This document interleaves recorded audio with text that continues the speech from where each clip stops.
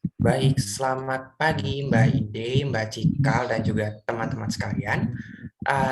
Izinkan kami dari kelompok 2 untuk menampilkan hasil analisis kami mengenai kasus konseling di setting sosial, lebih tepatnya lagi di setting peer group.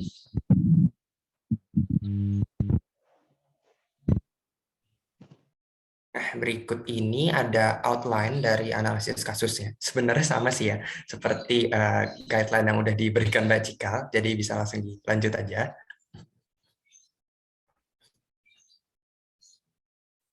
Nah, ini ada nama anggota kami, ada 14 orang ya, dari Afifa sampai ada Ana. Oke, bisa dilanjut. Nah, di awal akan kami mulai dengan deskripsi kasus dari penjelasannya, settingnya, dan juga subjek yang terlibat. Nah, mungkin agak sedikit berbeda. Jadi kalau dari kelompok pertama sepertinya agak cukup berat ya, membahas tentang sindrom-sindrom seperti itu ya. Kalau kami dari kelompok 2 ini membahas salah satu case yang pernah viral di Twitter tahun 2019 dan menyangkut salah satu selebriti Twitter yang cukup terkenal, yang cukup famous. Dan mungkin nanti teman-teman di sini yang pakai Twitter bakal recognize juga kali ya case-nya. Dan di kasus ini ada sekitar 5 subjek yang terlibat. Yang pertama ada inisialnya N yang merupakan subjek utama dan diduga ada sedikit problem dengan kepribadiannya. Lalu yang kedua ada R. R ini adalah pacar dari N dan sempat menjadi korban kekerasan dari N juga. Lalu juga ada L, yaitu teman dekat dari N, dan selama berteman dengan N ini, kehidupan sosialnya bisa dibilang terkekang. Nah, terkekangnya seperti apa nanti kita akan explore di slide-slide selanjutnya. Lalu ada A, teman baru dari L, dan dia itu dianggap merebut L dari N. Dan karena itu juga dia sempat beberapa kali mendapatkan teror dari N. Lalu yang terakhir ada P. P ini bukan satu orang, tapi bisa dibilang beberapa orang, perempuan lain yang dianggap N ini merebut pacarnya, merebut R dari dirinya. Lalu perempuan-perempuan ini pun juga pernah sesekali mendapat teror dari N.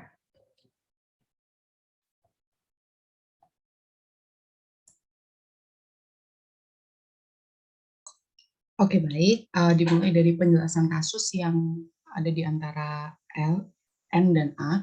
Nah, cerita ini diambil dari Twitter berdasarkan cerita yang disampaikan oleh A, yaitu teman barunya si L ini. Gitu. Jadi, perempuan yang bernama L tadi memiliki teman yang toksik, si N ini, di mana N ini selalu mengancam akan bunuh diri atau menyakiti dirinya sendiri tiap si L, teman dekat ini, memiliki teman baru. Nah, si L ini selalu takut kalau misalnya N itu mengancam bunuh diri dan menyakiti dirinya sendiri ketika si L ini berinteraksi dengan teman baru. Nah, si N ini kenapa mengancam bunuh diri? Karena dia merasa kalau si L ini direbut, dia akan merasa kesepian, kayak gitu. Nah, suatu ketika si L ini bertemu dengan A, A sebagai orang yang bercerita. Nah, kemudian sejak pertemuan itu, si A dan L itu menjadi teman yang cukup akrab, karena mereka itu pernah bertemu sebelumnya di salah satu perlombaan waktu mereka masih sekolah. Nah, sejak saat itu, seiring berjalannya waktu, kemudian A itu mulai menyadari bahwa L ini mempunyai teman yang tergolong toksik, si N ini. Tuh. Kemudian suatu malam, si L menghubungi A dengan perasaan yang panik. Kemudian L menunjukkan screenshot dari salah satu unggahan di sebuah OA lain yang menyebutkan bahwa si A ini merebut L dari N.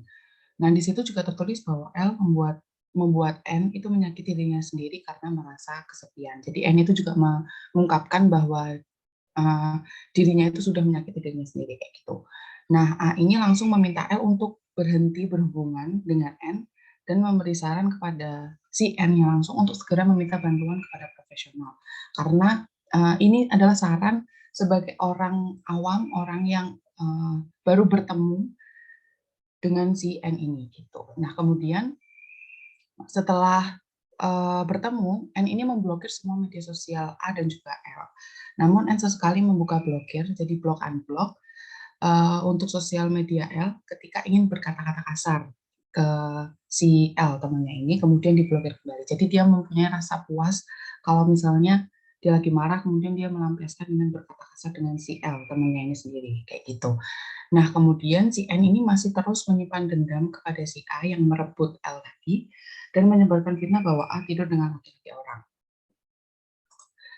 Nah, kabar ini tidak hanya disebarkan dari mulut ke mulut, tapi juga melalui suatu platform yang bisa dibaca oleh orang banyak. Apalagi platform tersebut adalah OA dari salah satu universitas yang terkenal di Indonesia. Nah, si A ini nggak tinggal diam, kemudian si A ini menghubungi N untuk menanyakan apa maksud si N ini menyebarkan fitnah tersebut gitu. Tapi si A ini tidak ada perasaan takut sedikit pun karena dia mempunyai bukti ketika masalah ini dibawa serius dan A mengetahui apa yang bisa dilakukan untuk memberikan pelajaran kepada si N kayak gitu. Next.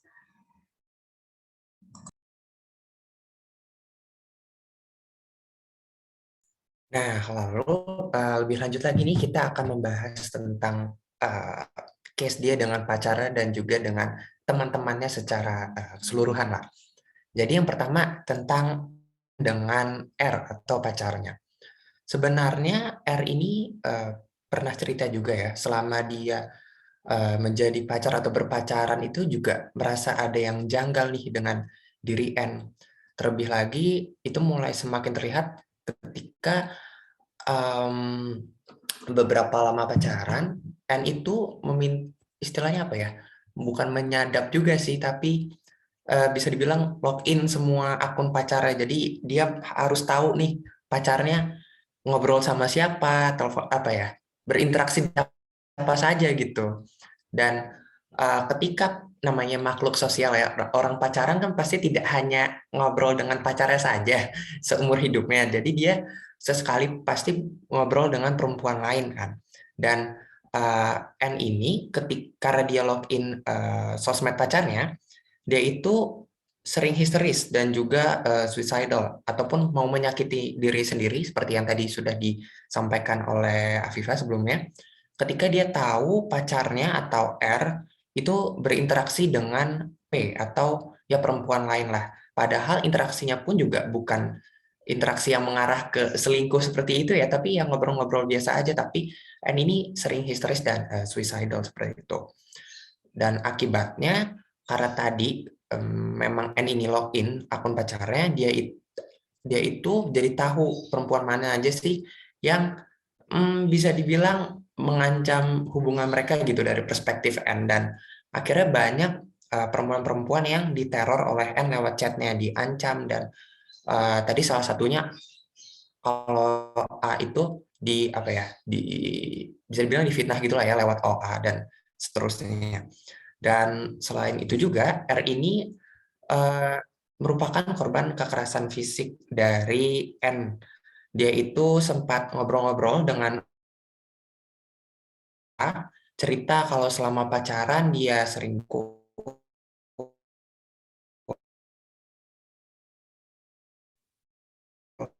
Arya, suaramu putus. dicakar, kepalanya juga kadang dibenturkan ke tembok.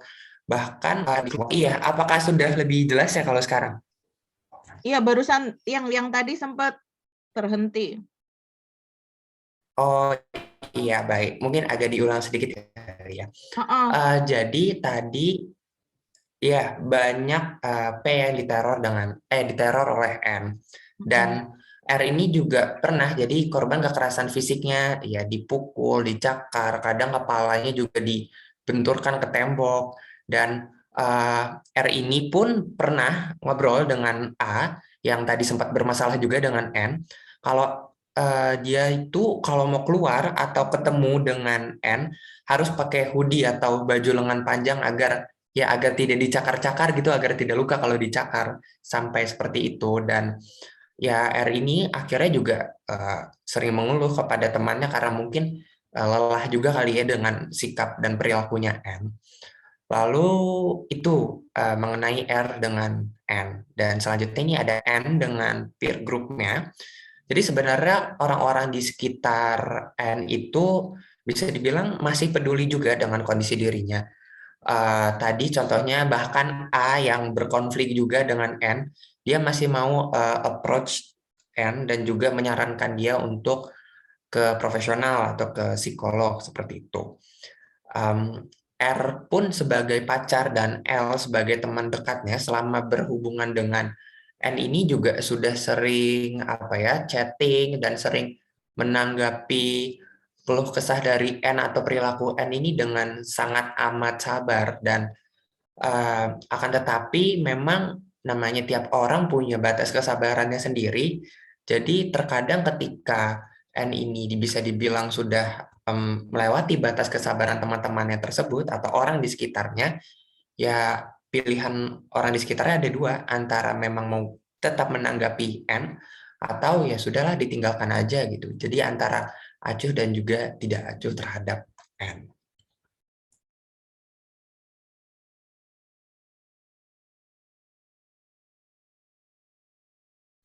Oke, untuk selanjutnya tadi sudah dijelaskan sama Arya dan Afifa tentang kasus dari N ini. Dan untuk selanjutnya kelompok kami setuju bahwa pendekatan konseling yang bisa diberikan kepada N adalah humanistik. Nah, sebelumnya mau dijelaskan terlebih dahulu mengenai pendekatan humanistik itu sendiri. Jadi, pendekatan humanistik adalah pendekatan yang didasarkan pada prinsip bahwa setiap individu itu memiliki cara unik mereka sendiri dalam memandang dunia. Dan pendekatan ini dikemukakan oleh Carl Rogers yang membagi diri menjadi dua subsistem, yaitu yang pertama konsep diri dan yang kedua diri ideal. Kemudian, Weiss juga menjelaskan konsep diri yang mencakup semua aspek keberadaan seseorang dan pengalaman seseorang dirasakan dalam kesadaran, meskipun tidak selalu akurat oleh individu. Sedangkan diri ideal sebagai pandangan seseorang tentang diri sendiri seperti yang diinginkan. Diri ideal mengandung semua atribut tersebut, biasanya lebih ke arah positif yang ingin dimiliki orang. Oke, next.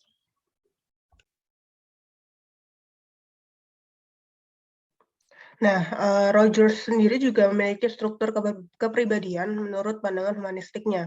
Nah, struktur kepribadian ini menjelaskan tentang perkembangan diri di masa anak-anak. Nah, struktur kepribadian tersebut antara lain ada positive regards, unconditional positive regards, positive self-regards, conditional of worth, conditional positive regard, dan incongruence. Nah, di samping itu, Rogers juga memiliki asesmen yang dikenal dengan sebutan person-centered therapy. Nah, person-centered therapy ini adalah terapi di mana klien dianggap bertanggung jawab untuk mengubah kepribadiannya sendiri. Nah, dalam teknik ini juga Rogers mengeksplorasi perasaan klien dan sikap terhadap diri sendiri dan terhadap orang lain. Oke, selanjutnya kenapa sih kelompok kami memilih humanistik sebagai pendekatan untuk permasalahan N? Boleh dilanjut? Oke, yang pertama kami merasa bahwa humanistik ini merupakan metode yang paling tepat untuk diterapkan pada permasalahan yang muncul pada N. Nah, pendekatan humanistik ini akan memberikan N kesempatan untuk mengeksplorasi pertumbuhan kepribadian dan pengembangan diri serta mengakui berbagai pilihan. Fondasi dari pendekatan humanistik ini memberikan N pemahaman yang lebih dalam tentang siapa dirinya, apa yang ia rasakan, dan kesempatan untuk mengeksplorasi kemungkinan membuat pilihan pribadi. Hal ini akan mendorong kesadaran dari diri N dan realisasi diri atau aktualisasi diri. Nah, pendekatan yang diberikan dapat berupa, ini ada 3, pertama dari nature of psychopathology-nya, untuk mengetahui kesenangan dan fulfillment apa yang diharapkan oleh N. Kemudian ada assessment questions, untuk mengetahui lebih dalam terkait makna dan keunikan yang ada dalam diri N. Dan yang terakhir, treatment aims, untuk membantu N mengembangkan dirinya ke arah yang lebih positif, dengan cara menciptakan suasana kondusif yang dapat memperluas self-awareness. Self-awareness pada diri N ini tuh juga dapat dilatih dengan memanfaatkan keterampilan menyadari pikiran, emosi, dan nilai kita, dan nilai dari diri N dari waktu ke waktu. Gitu.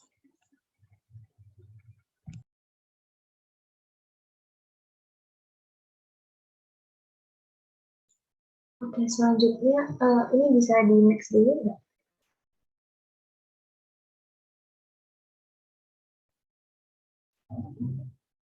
Satunya, next lagi. Oh, sama ya. Kalau next lagi. Nah, iya. Oke. Kita lanjutkan ya, teman-teman. Jadi, pendekatannya tadi, gimana sih caranya kita melakukan pendekatan itu kepada klien kita atau si M itu? Nah, kalau dari kami ini bisa dari client-centered therapy atau person-centered therapy. Nah, kalau slide sebelumnya itu untuk yang bagian di bawahnya, Mbak. Gitu. Iya, oke. Jadi saya lanjutkan. Nah, di mana terapis ini dan klien berada pada hubungan yang sejajar dan kongruent, sehingga pendekatan yang dilakukan dapat diterima dengan lebih terbuka oleh klien yang memiliki keinginan atas fulfillment of regard seperti yang diceritakan pada kasus, yaitu N seperti ingin mendapatkan perhatian dan penerimaan dari orang sekitarnya. Kemudian diharapkan N juga dapat memahami dan menerima lingkungannya dengan baik, dengan memahami bahwa sikap posesif dirinya dalam pertemanan itu merupakan suatu hal yang salah, serta mengarahkan dirinya untuk mempunyai sikap yang lebih baik. Nah, hal ini pula dapat dikaitkan dengan konsep dari diri oleh the structure of personality. Nah, dalam meningkatkan self-awareness ini terkait konsep diri yang baik, dibutuhkan pemahaman lebih lanjut bagi N untuk melihat persepsi tentang karakteristik dari N sendiri, serta persepsi tentang relasi diri dengan teman-teman maupun pacar N pada berbagai aspek kehidupan beserta nilai-nilai pribadi yang melekat di dalamnya.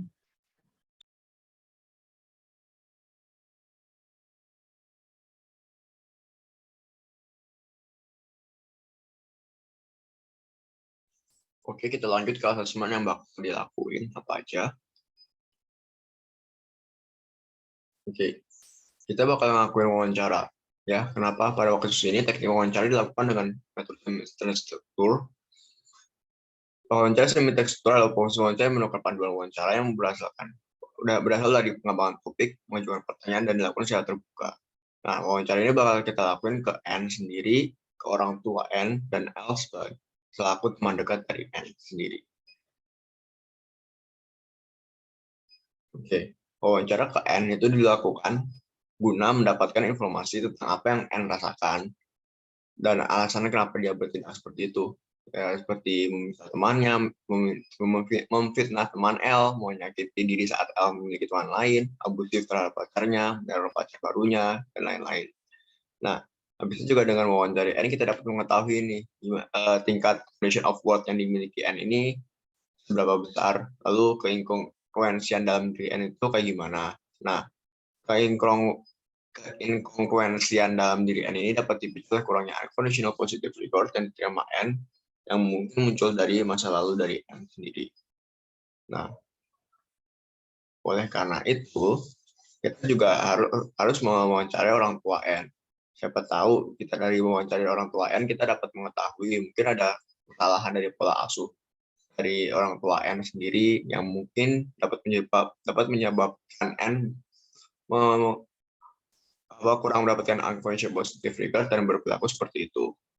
Lalu, kita juga dapat mewawancarai L sebagai significant other, yaitu teman dekat N, untuk mendapatkan informasi lebih lanjut mengenai N sendiri. Apapun itu yang diketahui oleh N, mungkin bisa jadi lingkungan pertemanan N itu gimana, atau mungkin hubungan N dengan keluarganya itu gimana, dan kehidupan sehari N-nya. Gitu.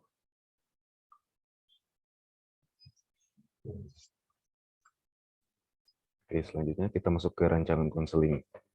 Nah, seperti yang kita semua tahu, kalau pendekatan humanistik itu kan fokus ke individunya ya, fokus ke kliennya. Jadi di sini ada beberapa istilah, ada 4 istilah yang mungkin akrab dengan individu. Dimana yang pertama ada person-centered therapy, kemudian yang kedua nature of psychopathology, kemudian client control therapy, dan keempat treatment aims atau tujuan dari dilakukannya konseling ini. Selanjutnya. Nah, ini ada penjelasannya. Jadi dengan menggunakan metode person-centered therapy, konselor bisa meminta N untuk menceritakan apa yang ia rasakan saat ini. Konselor bisa menanyakan kondisi hubungan antara N dan keluarga, serta teman-temannya. Jika N sudah mulai membahas tentang hubungan dengan teman-temannya yang kurang baik, konselor bisa masuk lebih dalam dengan pendekatan ini, sehingga nature of psychopathology-nya atau penyebab psikopatologi dapat terungkap. Nah, di sini konselor bisa mengulik nih apa saja yang bisa membuat si N ini tidak bahagia dan penyebab N merasa tidak bahagia apabila melihat L mempunyai teman-teman yang lain. Kemudian dengan metode client control terapi, konselor dapat membantu untuk menyadarkan klien mengenai kekuatan atau power-nya dengan meminta N menceritakan mengenai kelebihan yang dimiliki. Nah, apabila klien kesulitan untuk mengenai kekuatannya, konselor dapat membantu N dengan sedikit memancingnya. Dengan metode ini pula, konselor bisa membuat N terbiasa untuk bisa mengontrol emosi dirinya sendiri. Adanya power dalam diri N inilah yang bisa membantu ia keluar dari permasalahan kontrol emosi dan penguasaan diri orang lain. Di sini, konselor juga bisa menyadarkan N untuk menerima keadaan jika ia tidak memiliki power atas diri orang lain. Selanjutnya. Baik, selanjutnya di akhir sesi konseling, konselor bisa memandu N untuk mengevaluasi perilakunya. Evaluasi perilaku merupakan bagian yang sangat penting untuk mendorong N membuat pilihan-pilihan yang baru yang lebih efektif guna memenuhi kebutuhan dasarnya. Konselor juga dapat melakukan pendekatan ini agar treatment aims atau tujuan konseling pada N dapat tercapai, yaitu N dapat terus bertumbuh menjadi pribadi yang lebih baik dan positif dengan cara menciptakan suasana kondusif yang mampu membawa N mencapai self-awareness-nya. Secara keseluruhan, terapi dengan pendekatan humanistik akan membuat N mengembangkan kepribadian yang positif. Pendekatan konseling yang lebih berfokus pada proses dapat membuat N lebih mengenal dan mengeksplorasi dirinya sendiri sehingga diharapkan N dapat menyelaraskan konsep ideal self dan real self di dalam dirinya. Hal tersebut diperlukan agar N mencapai positive personal growth, yaitu perkembangan kepribadian yang positif secara keseluruhan. Berikut referensi yang kami gunakan. Baik, sekian presentasi dari kelompok kami. Atas perhatiannya kami ucapkan terima kasih.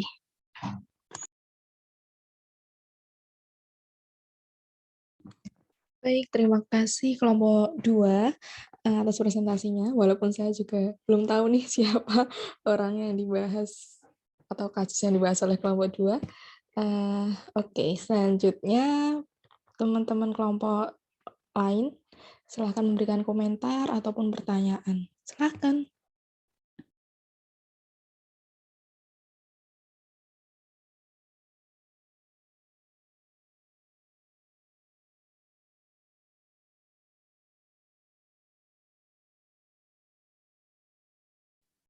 Yuk, mana nih suaranya?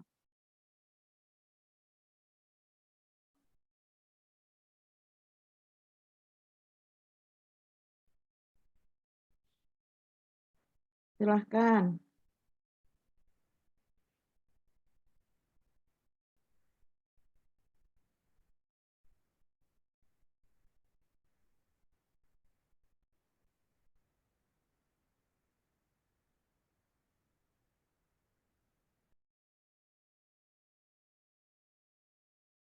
Baik, silahkan Marsa. Oke, baik. Terima kasih kesempatannya Mbak Cika. Mungkin mau tanya ke teman-teman kelompok 2 sama ke Bu Ide sekalian, begitu ya, Bu. Mohon maaf kalau misalnya sebenarnya udah dijelasin, cuman sayangnya kelewat. Ini kan kasusnya dari thread Twitter yang dibuat udah sama orang lain gitu ya, bukan sama si N-nya kalau nggak salah yang tadi mau dirujuk ke terapi ya. Itu kan berarti istilahnya pengamatannya lumayan surface gitu kan, nggak tahu apa yang ada di dalam N-nya gitu. Dan N ini dianggap butuh intervensi karena istilahnya merugikan orang-orang di sekitarnya gitu. Nah sebenarnya kalau bisakah seseorang dirujuk ke terapi dengan dasar merugikan orang-orang sekitarnya gitu? Karena kalau bayangan saya, common sense, kalau misalnya dari si N-nya sendiri itu juga belum istilahnya sadar kalau misalnya dia membutuhkan pertolongan profesional, untuk terapinya mungkin juga nggak akan terlalu efektif gitu, karena bisa jadi dia berhenti di tengah jalan atau sebagainya gitu. Nah, tanggapan teman-teman kelompok 2 sama Bu Ide juga itu bagaimana ya kalau seperti ini? Terima kasih. Silahkan kelompok 2 dulu.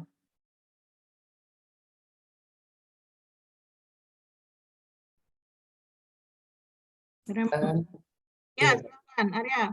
Ya, terima kasih Mbak Ide dan juga Marsha pertanyaannya.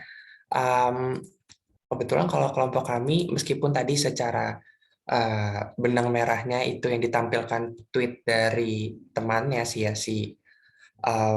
A tadi, tetapi kami juga sempat cek-cek dan sedikit riset dari tweetnya si N, dan N ini juga tahu kalau si A ini nge-tweet, dan dia di komen sempat bilang juga kalau apa yang diceritakan A itu ada benarnya juga gitu. Tidak 100, memang tidak mungkin tidak 100% sesuai apa ya kenyataannya, karena pasti orang kalau menulis tweet kan kadang ada campur tangan persepsi dia sendiri ya. Dan perihal tadi N itu sudah mendapatkan konseling mencari pertolongan atau tidak, sebenarnya dia juga sebelumnya sudah pernah juga gitu ke psikolog. Akan tetapi ya mungkin memang experience atau terapi atau konseling yang dia dapatkan belum apa ya istilahnya, belum benar-benar bisa merubah dia 100%, dan ya maybe itu juga kenapa dia masih sempat ada sedikit cekcok dengan orang lain seperti itu. Mungkin dari teman-teman kelompok 2 ada yang ingin menambahkan.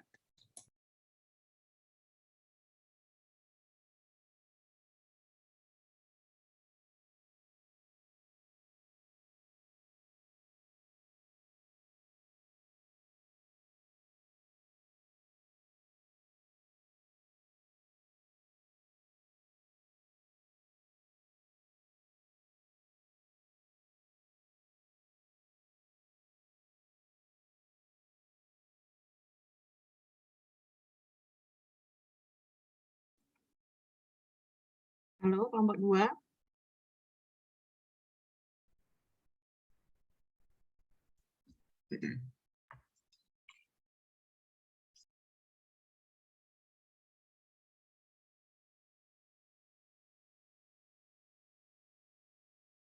Silahkan, kelompok 2. Bagaimana menurut pendapat Anda? Sepertinya dari kelompok 2 sendiri, yang tadi sudah disampaikan oleh Harya sudah cukup jelas Ibu dari perwakilan kami. Oke, mungkin ada pendapat pribadi? Boleh juga.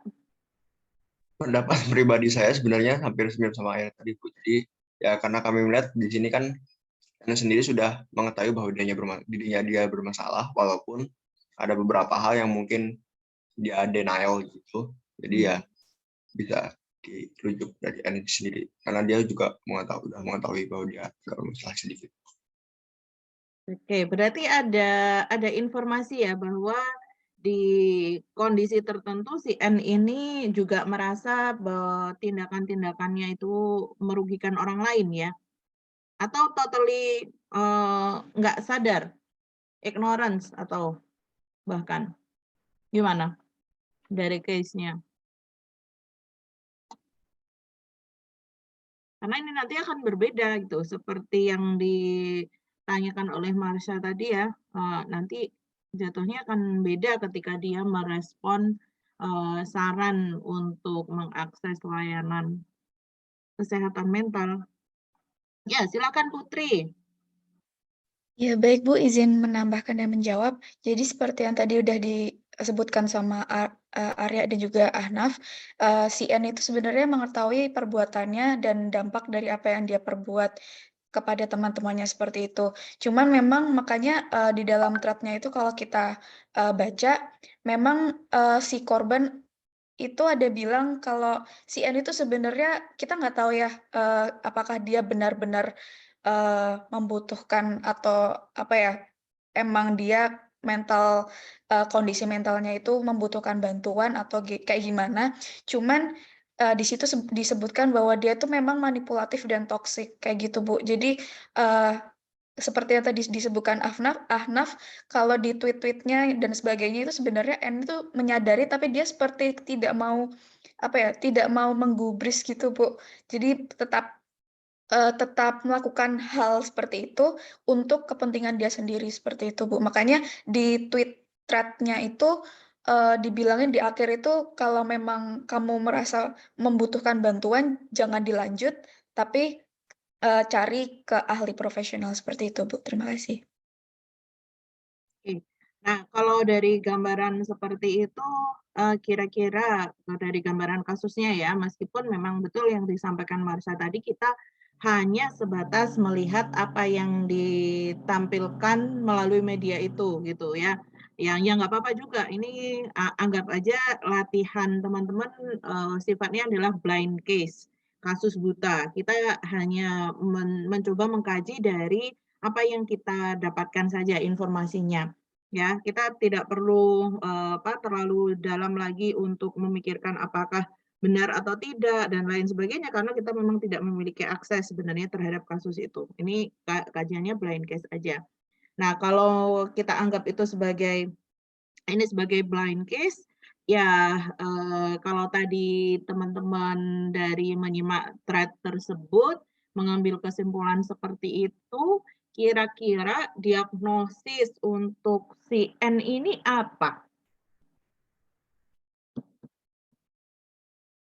Kalau ada problem relasional yang separah itu, kemudian tadi berkali-kali ya, beberapa kali teman-teman kelompok 2 menyebutkan bahwa dia ada unsur agresif dan abusifnya, kemudian ada unsur manipulatifnya juga, ada unsur tadi yang memfitnah-fitnah tadi kan agresi ya itu ya, agresi verbal. Kemudian dia mungkin playing victim juga. Nah, kira-kira diagnosisnya apa?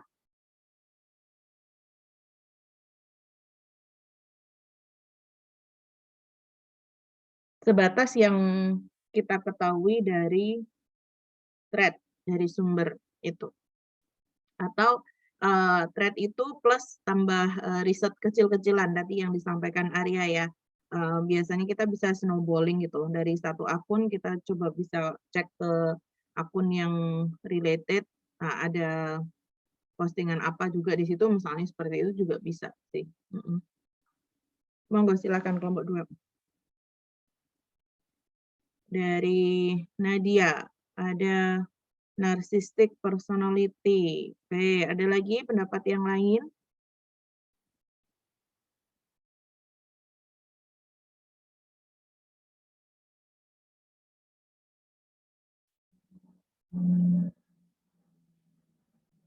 Narsistik atau yang lain? Silahkan. Coba-coba.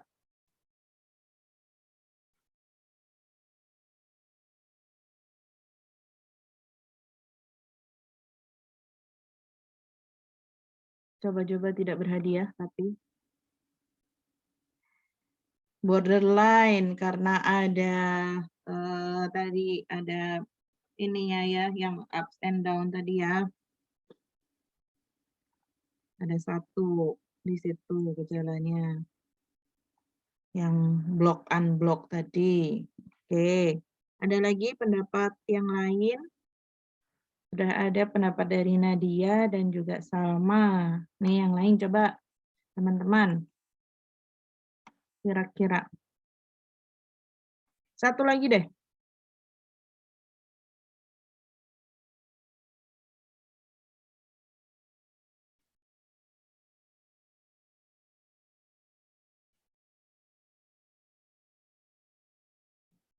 Satu lagi. Siapa yang mau berpendapat?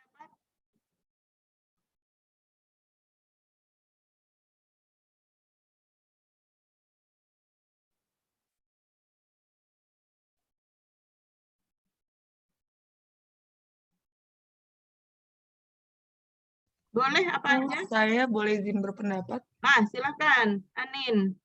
Aku kayaknya setuju juga sih sama yang tadi borderline personality disorder, karena kalau ngelihat dari symptoms dari BPD-nya itu lumayan cocok sama kepribadian dari N-nya gitu. Yang pertama dia ada fear of abandonment, jadi ada abandonment issue juga ya, dia nggak mau ditinggalin sama teman-temannya gitu, sama dari keluarganya juga gitu. Terus dia punya unstable relationships juga, terutama sama teman-temannya tadi karena personality dia sendiri tadi kan gitu. Terus dia juga ada kecenderungan buat nyakitin diri sendiri gitu. Jadi kayak self-destructive behaviors dari dia gitu.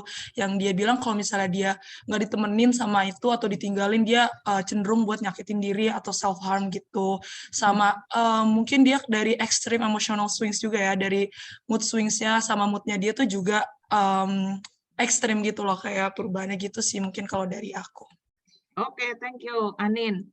Setidaknya dari 3 pendapat kawan di sini, satu benang merahnya yang saya tangkap adalah there must be something with her personality, ya kan? Gitu. Ada masalah di kepribadian.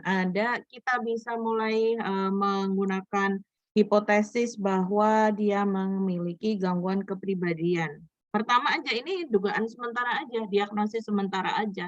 Ya, yang kemudian kalau di real case-nya kita bisa telusuri kalau kita bisa berkontak dengan klien tersebut. Kalau misalnya klien tersebut dalam pendampingan kita. Nah, oh ini kayaknya aku punya diagnosis sementara kayak gini nih, oke, aku telusuri lagi. Kayak yang sudah dipaparkan oleh teman-teman kelompok 2 tadi kan, kemudian kita melakukan assessment, kita coba cross-checking, tadi sudah dijelaskan, wawancara dengan siapa saja yang bisa kita akses informasinya untuk mendapatkan POV beda-beda nih dari siapa aja. Itu untuk membantu kita menegakkan diagnosisnya. Tapi di sini sudah ada inline ya teman-teman yang berpendapat tadi terkait dengan personality. Ya, saya setuju dengan pendapat teman-teman semua. Meskipun in details ya itu tadi kita perlu cek lagi apakah ini lebih banyak ke arah narsistiknya, apakah lebih banyak kemudian ke histrioniknya karena dia cari perhatiannya, atau lebih ke borderline karena ada mood swing yang cukup kuat tadi itu. Nah, kita telusuri flashback pengalaman-pengalaman terdahulunya seperti apa yang di situ sesuai dengan prevalensi pengembangan gangguan kepribadian ini. Apakah ada pengalaman abusive di masa kecilnya, apakah ada pengalaman sexual harassment, ya dan lain sebagainya, yang itu katakanlah signifikan mengarah kepada pengembangan BPD misalnya. Nah, itu kita telusuri lebih lanjut. Sehingga informasi-informasi itu yang kemudian akan membantu kita menyusun treatment aims yang tadi teman-teman kelompok 2 sudah paparkan. Sejauh mana pendekatan humanistik ini bisa digunakan untuk menyiapkan kondisi klien untuk treatment berikutnya gitu. Karena untuk pendekatan humanistik ini pada kasus-kasus yang berat gitu, nah seringkali juga perlu ditindaklanjuti. Jadi tidak bersamaan, tetapi sebagai tindak lanjut. Treatment humanistiknya sudah selesai, klien diberi kesempatan untuk releasing ya, attention apa saja yang menjadi isu di dalam dirinya, ketakutan akan ditinggalkan, merasa ketidakberhargaan kalau misalnya dia tidak memiliki kawan, kekhawatiran-kekhawatiran seperti itu yang kemudian membuat dia mengalami kondisi disorganized self. Pengennya memiliki relasi yang baik, tapi yang dia lakukan justru menghancurkan relasi itu. Ya enggak? Ya enggak? Kalau teman-teman melihatnya. Kan enggak sinkron nih. Incongruence gitu. Pengennya ditemenin, tetapi tindakan yang dilakukan adalah ngamuk-ngamuk. Ya, gimana orang mau nemenin kalau dia ngamuk-ngamuk? Nah, ini kan jadi tidak congruence tadi, tidak selaras. Ya, begitu. Antara yang dia miliki di real self-nya, yang dia menjadi manipulatif, dia menjadi sikapnya bossy mungkin karena banyak nyuruh-nyuruh dan meminta orang untuk mematuhi dirinya. Nah, itu menjadi sangat jauh. Maka tadi saya sebut dengan disorganized tadi itu. Sangat jauh dengan ideal self yang dia inginkan, yaitu dia mendapatkan teman, mendapatkan kasih sayang, mendapatkan dukungan, dan memiliki hubungan yang hangat dengan orang lain. Nah, kalau sudah dengan humanistiknya, nah ini pelan-pelan ya, kalau prosesnya saya kira untuk mengomentari mengenai kasus N ini prosesnya tentu cukup panjang karena sudah muncul dalam perilaku yang disorganized ini tadi ya. Nah, dia antara sadar dan tidak sadar. Level insight-nya kalau dari level 1 sampai dengan level 5 dia belum bisa nih untuk menyadari bahwa harusnya tindakan yang saya lakukan seperti ini. Nah, ini mungkin masih di level 2 atau 3. Sadar kondisinya ini merugikan pada satu waktu, tetapi tidak memiliki tidak memiliki kendali, tidak memiliki kemampuan untuk memilih cara lain yang lebih adaptif. Ya, kayak gitu. Nah, atau dia masih, kalau level 2, dia masih blaming others for her condition. Ya.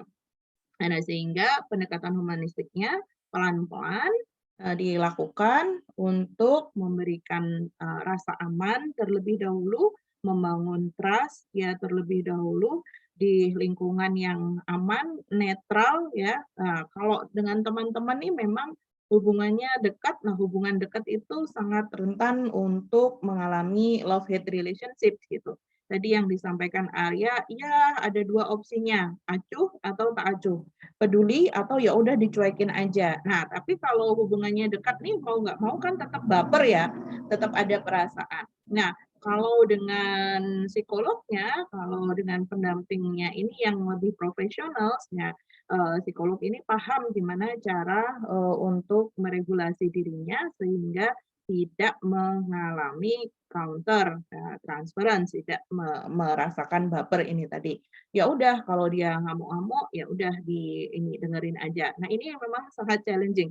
Tadi sempat di chat saya menyampaikan saya punya pengalaman dengan klien seperti N ini ya, memang kemudian saya memberikan diagnosis borderline personality disorder kepada yang bersangkutan. Jadi ketika masa ketidakstabilan itu yang menguasai dirinya, memang dia tidak bisa mengendalikan apa yang ingin dia lakukan. Nah, impulsivitasnya sangat kuat sekali.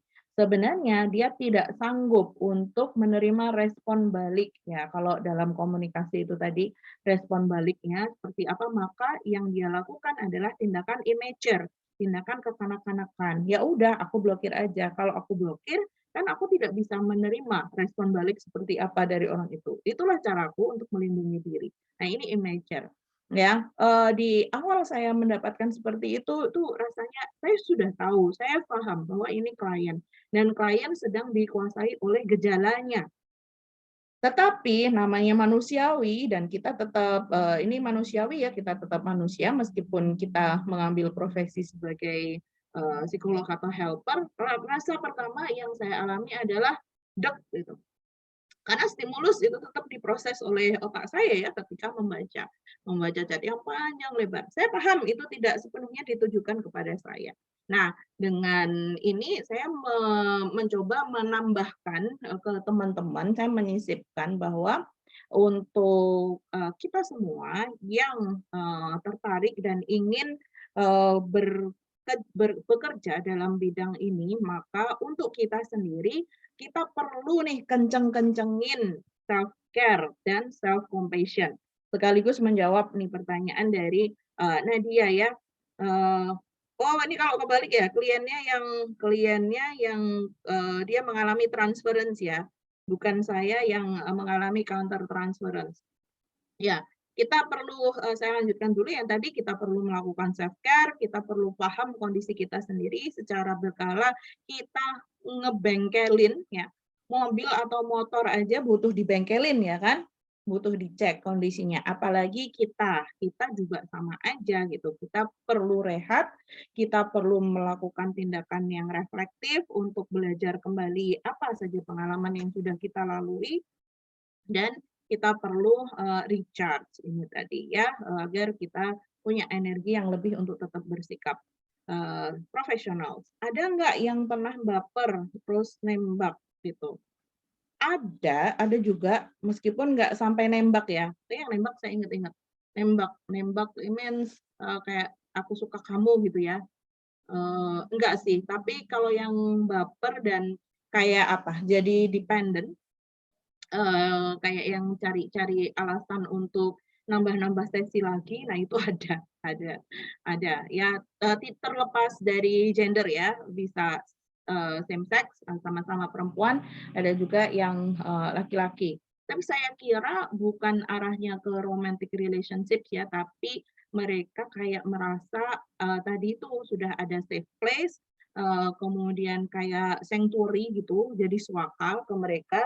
Jadi instead of membangun ketangguhan mereka sendiri karena sudah tahu ada suaka ini, maka ya mereka straightforwardly ya kayak ya udah deh aku ke iniku aja. Nah, ke suakaku itu aja gitu.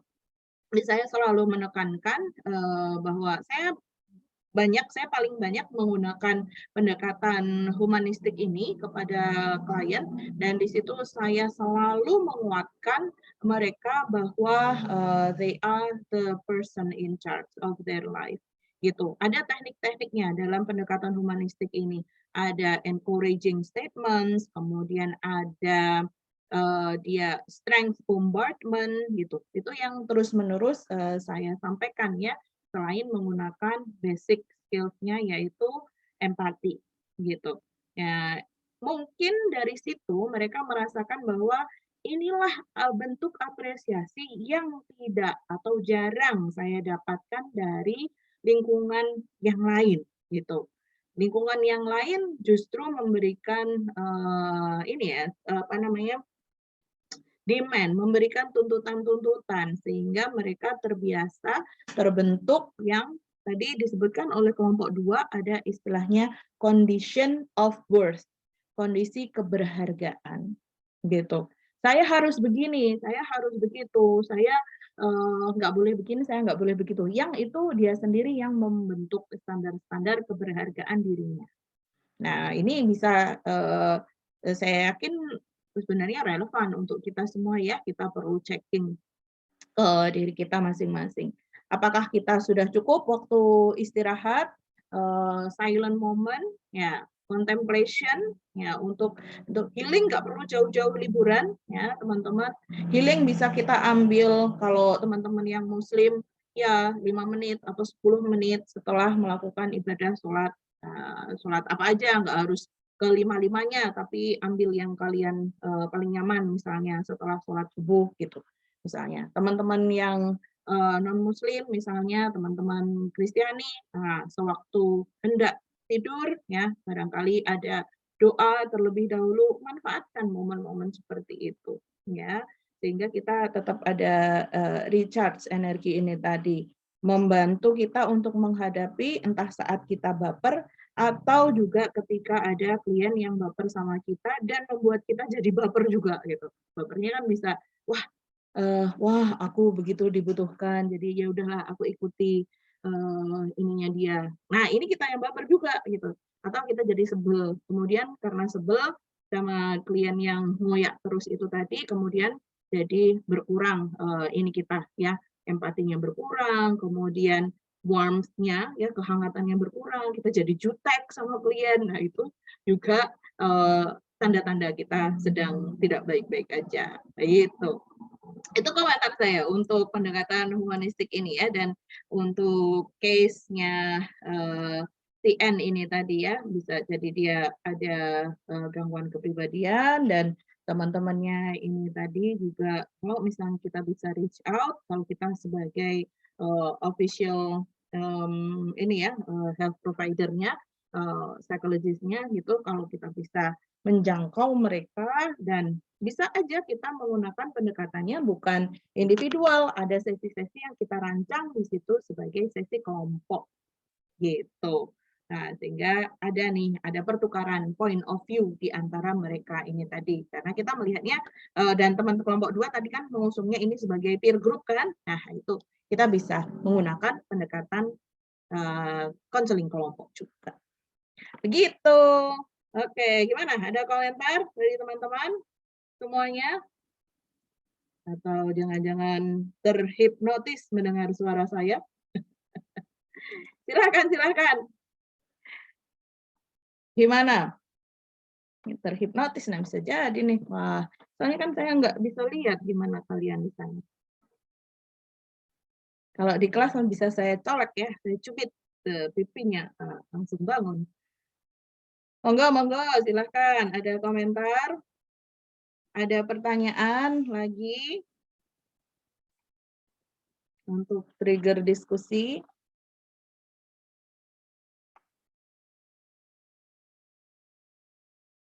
Gimana Mbak Cikal? Kalau menurut Mbak Cikal sendiri, ada ini nggak? Ada komen nggak Mbak Cikal?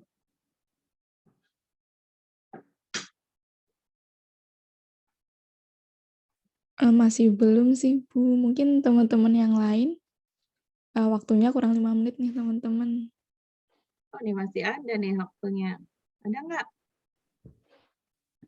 Komen.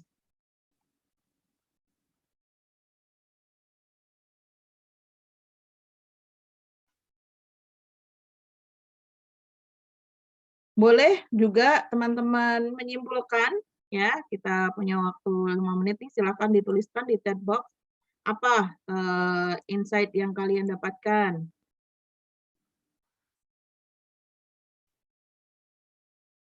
Kita hari ini sudah belajar tentang anak-anak dan juga remaja.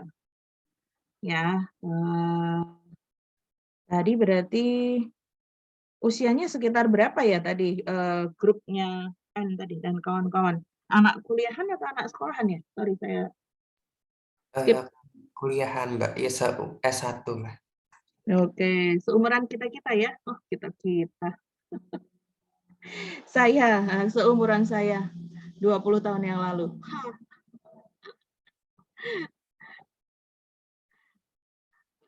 Berarti late adolescent atau emerging adults ya. Ya, kalau dari teori klasiknya, perkembangan psikososial. Psikososial dari siapa, teman-teman? Masih ingat? Kalau tadi saya menyinggung psikoseksual, itu Freud. Kalau psikososial, itu dari siapa? Tahap perkembangan psikososial. Erikson. Ya, penulisannya tepat seperti Raisa ini ya. Arya juga Erikson pakai K saja, Erikson. Betul sekali, tahap perkembangan psikososial dari Erikson. Nah, di usia-usia sekalian, maksudnya seusia kalian saat ini, nah itu memang tugas perkembangannya lebih banyak pada relasi, membangun relasi ya, yang khususnya atau spesifiknya memulai relasi dengan lawan jenis. Nah, ini kalau di perkembangan psikososialnya Erikson, kita pakai teori perkembangan, defisit atau kekurangan atau kegagalan pada tahap perkembangan sebelumnya itu menjadi PR yang menambah apa ya?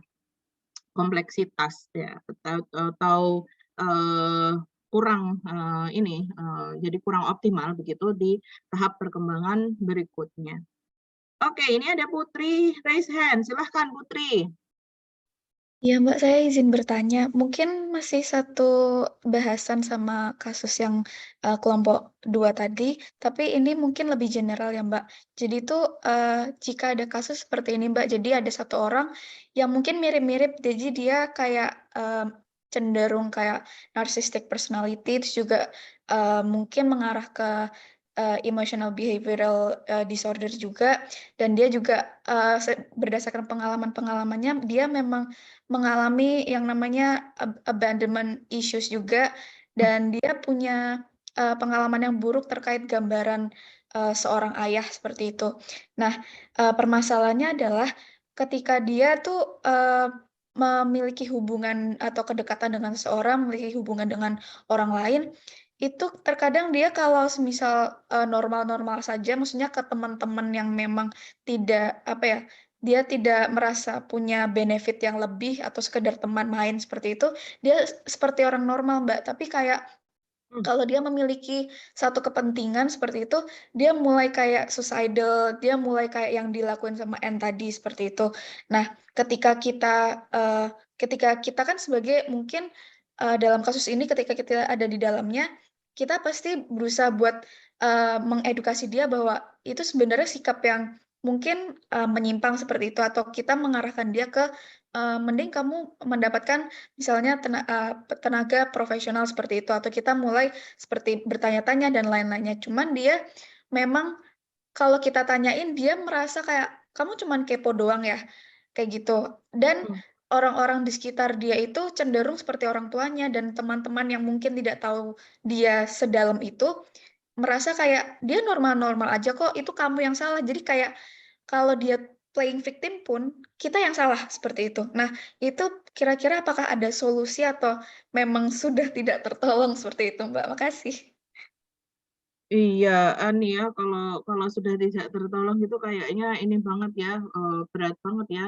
Kalau kita di pendekatan humanistik itu kita selalu pendekatan ini sangat optimis gitu, bahwa semua orang nih memiliki potensi baik di dalam dirinya. Hanya saja hambatan-hambatan dalam proses dia berkembang, tumbuh dan berkembang itu yang kemudian membuat potensi tadi tidak muncul secara optimal. Nah, ini memang challenging untuk kasus-kasus yang seperti N, juga kasus yang disampaikan oleh Putri. Nah, ini karena sudah prolong gitu. Maksudnya durasinya itu panjang ya, tidak terbentuk dalam sehari 2 hari, namanya kepribadian ini tadi. Sehingga challenging bagi individu yang mengalami problem ini. Jadi harus struggling terus, dan juga challenging bagi orang-orang yang ada di sekitarnya, bagaimana untuk memberikan support yang tepat untuk yang bersangkutan. Nah, kalau kita ngomongin tentang intervensi, intervensi itu ada level-levelnya. Ada universal intervention, ada targeted, ada spesifik begitu. Nah, sehingga di sini kita mulai bisa menerapkan gimana sih ketika kita menunjukkan kepedulian pada orang lain. Nah, kita kembali, ini untuk universal ya, universal intervention, kita terapkan kepada siapapun juga.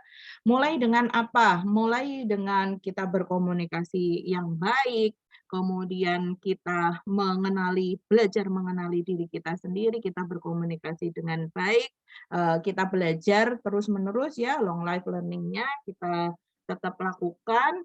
Kemudian tidak pelit untuk mengapresiasi, terkoneksi dengan orang lain, meminta feedback, nah hal-hal seperti itu.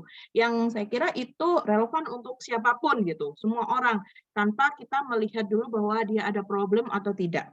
Ya toh? Ya nggak?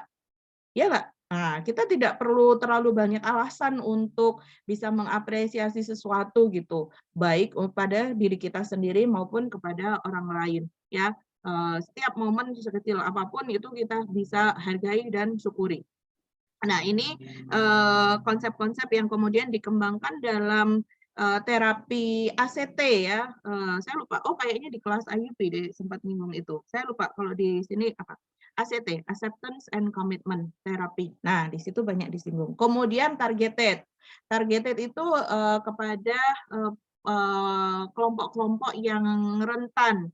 Nah, sehingga di sini peer group tadi yang berperan ya, peer group saling support ya. Peer group biasanya teman-teman berkumpul dengan peer group masing-masing itu juga karena ada kesamaan pengalaman, ada kesamaan pribadi kayak gitu ya. Jadi pribadi yang kemudian menjadi circle.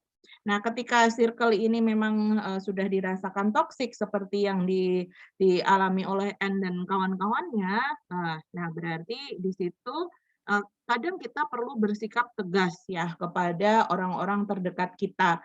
Kalau perlu diajak ya diajak beneran, tidak hanya suggesting gitu. Nah, di situ yang kita bisa lakukan kalau untuk spesifik intervention-nya berarti ketika dia sudah bisa dengan health providers, psikologis atau psikiatris misalnya sesuai dengan kebutuhan dia, nah kita pepet terus, kita agak galak di situ, nggak apa-apa gitu.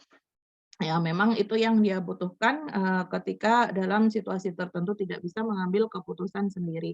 Nah, untuk orang-orang yang dianggap sebagai kepo, kalau kalian yang dianggap sebagai kamu nanyain cuman kayak kepo aja. Nah, itu ya oke, kita tangkapnya kembali ke diri kita ya, niat kita seperti apa. Kalau kita sebenarnya memang menunjukkan kepedulian kepada dia ketika dianggap sebagai kayak kepo aja, tanya-tanya doang, buat apa gitu, ya udah kita tidak perlu terpancing, kita sampaikan aja bahwa memang I do care about you gitu. Feel free to contact me anytime, kapanpun kalau kamu merasa membutuhkan ini bisa kontak gitu.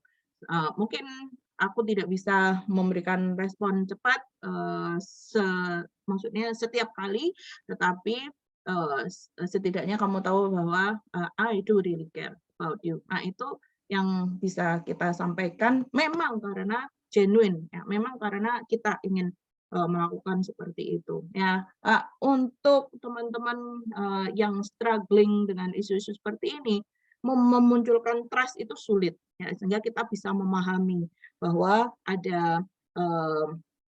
ada sikap defensif terlebih dahulu, kemudian ada kayak ya dia testing the water gitu. Wah, ini cuman lip service atau kayak gimana sih misalnya seperti itu. Ya, gitu. Ya di yang universal intervention kayak misalnya kalian saya nggak tahu ya gimana, mungkin karena pas kuliah online ini tadi jadi teman-teman belum sempat berinteraksi banyak secara langsung ya, face to face, direct ke teman-teman yang lain. Nah, untuk kita kalau kita ngomongin peer group di kampus ya, peer group yang lain mungkin juga relate dengan hal itu. Jadi kayak awkward aja, kayak susah aja gitu untuk memulai percakapan. Tapi bisa dengan misalnya menunjukkan apa namanya, kalau kita set pikirannya adalah positif aja. Jadi kalau misalnya kita terkoneksi melalui media sosial, misalnya ya oke, kita like, terus kemudian kita kasih komen kayak gitu ya, yang relevan dengan itu, relevan dengan postingannya misalnya, atau kita chat sekedar menanyakan gimana kabarnya misalnya.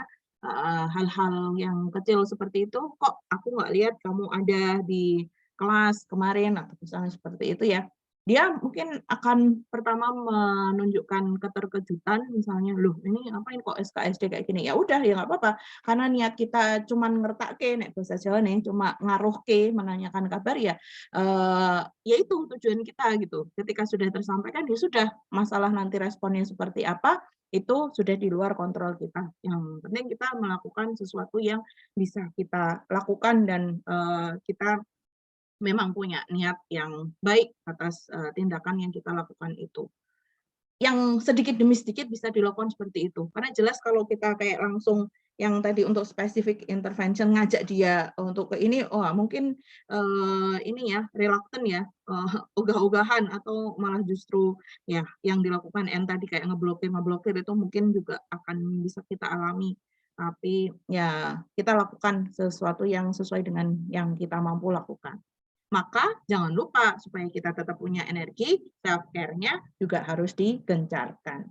Begitu ya Putri dan teman-teman yang lain, mari kita bangun bersama-sama ini ya, kelompok yang suportif ya satu sama lain, mulai dari komunikasinya, kemudian dalam interaksi sehari-hari, interaksi yang ringan ya, segala sesuatu hal-hal yang kecil ya, ibarat peribahasa, dari yang sedikit-sedikit ini bisa lama-lama menjadi bukit. Begitu.